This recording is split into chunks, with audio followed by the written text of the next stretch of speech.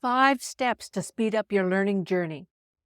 Are you struggling to find time to learn English and still want to make progress and become a confident speaker? If so, you're in the right place. In this episode, I'll be sharing my top tips on deliberate practice to improve your learning process. So keep watching until the end, and you'll come away with some amazing resources to help you reach your language learning goals. Welcome to English Conversations with Auntie Judy. I'm so excited to be here with you today because I know learning a new language can be challenging, especially if you don't have a lot of time to practice it. Before I read aloud some effective training tools, I will challenge you to listen for important words that I've selected from this article. The words I believe are worthy are deliberate, feedback, potential, and comfort zone. The definition of deliberate: engage in long and careful consideration. An example in a sentence: the referee took a deliberate pause before announcing the winner. Word number 2, feedback. The definition is the transmission of corrective information about an action, event, or process to the original source or person. Example in a sentence would be: the company uses customer feedback to improve its products. Third word, potential. The definition is something that can develop or become actual. An example in a sentence would be: the new technology has the potential to transform the industry. Fourth word, comfort zone. The definition is the level at which one functions with ease and familiarity. Example in a sentence would be: I need to expand my comfort zone and try new things. Topic of conversation. Are you ready to say goodbye to feeling overwhelmed because you can't find enough time to balance preparing for all your classes, meeting your friends and family, participating in fun activities, and also learning to speak English fluently? It's time for you to tap into the power of deliberate practice. I found this information which is geared more toward athletes. However, I think that learning to be fluent in a new language is just as challenging as training for a competitive sport. You do have to plan, prepare, practice, and perform. What is deliberate practice? Deliberate practice involves setting specific goals, focusing on specific skills or techniques, and pushing yourself to the limits of your abilities. It also involves getting feedback and making adjustments based on that feedback, so you improve quicker and get better faster. There are 5 steps in this type of training. First, deliberate practice helps you focus on specific areas that need improvement. By targeting specific skills or techniques, you can make more progress in a shorter amount of time, rather than just practicing randomly or going through the motions. It requires getting out of your comfort zone, trying things you can't do yet. For example, if you don't like speaking to new people, use that as a challenge and start your practice or your studying at the beginning of your studies, so you don't get stressed out and leave it to the end and maybe not even do it. Second, deliberate practice requires effort and high concentration. It's not just about going through the motions.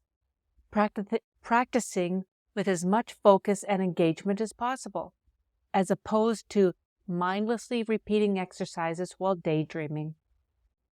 It's about pushing yourself to the limits of your abilities and striving to get better.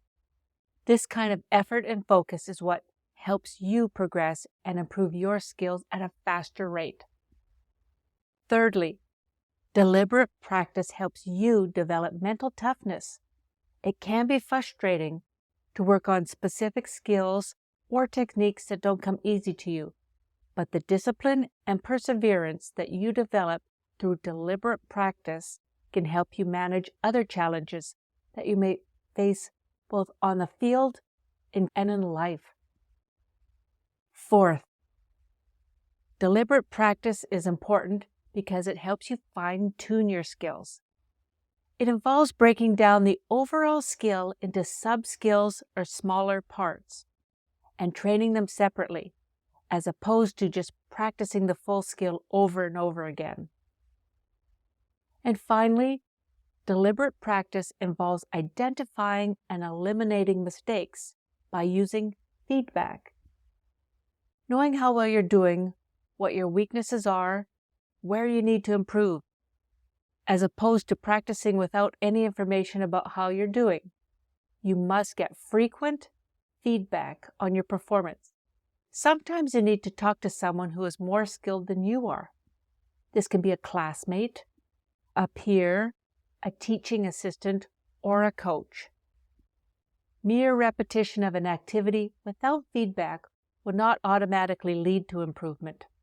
Deliberate practice is often used by athletes, musicians, and other performers to improve their skills and reach a high level of expertise in their fields. Time to talk.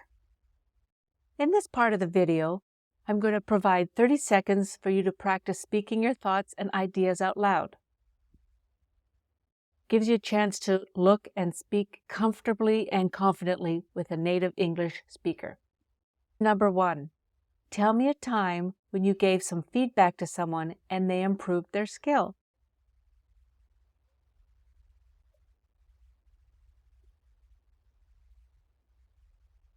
Mhm.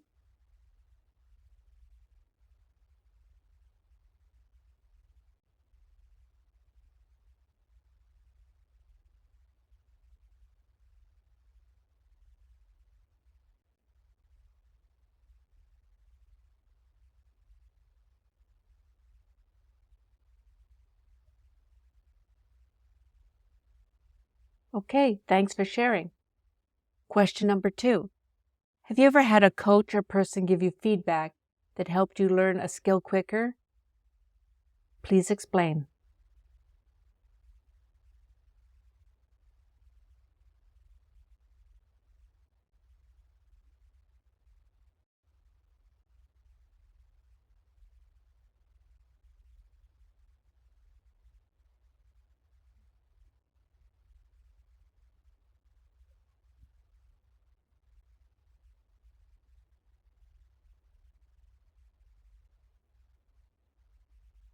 Okay, thank you. Question number 3. Give an example how you can break down a skill or task so it gets completed more quickly.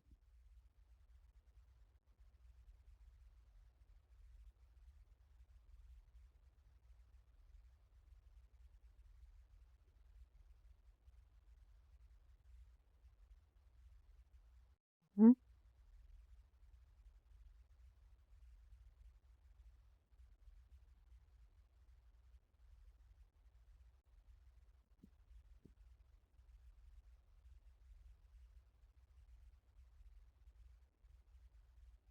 Okay, thank you very much.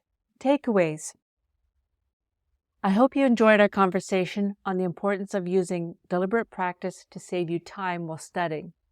Deliberate practice is a way of training or practicing that is focused and intense, with the goal of improving specific skills or abilities. A simpler way to explain it might be purposeful practice or focused training. This means that instead of just going through the motions or doing something for fun, you're actively trying to get better at the specific task or skill by focusing on it and working hard. This might involve breaking a skill down into smaller parts and practicing each part separately, then getting feedback from a coach or mentor to fine-tune and correct those weak points. So in summary, deliberate practice is key for you to include in your study schedule, so you can then find the time to learn quickly, practice, and reach your full potential. Quote, "Success is not a matter of luck, but a matter of practice." Let me repeat that. Success is not a matter of luck, but a matter of practice. Thank you for watching English Conversations with me, Auntie Judy. If you haven't done so, please subscribe to the channel, click the like button, and share with a friend. And if you have any specific questions or topics you want covered, feel free to leave them in the comments below. Remember to stay active and keep moving forward toward your goals. Thanks and have a great day.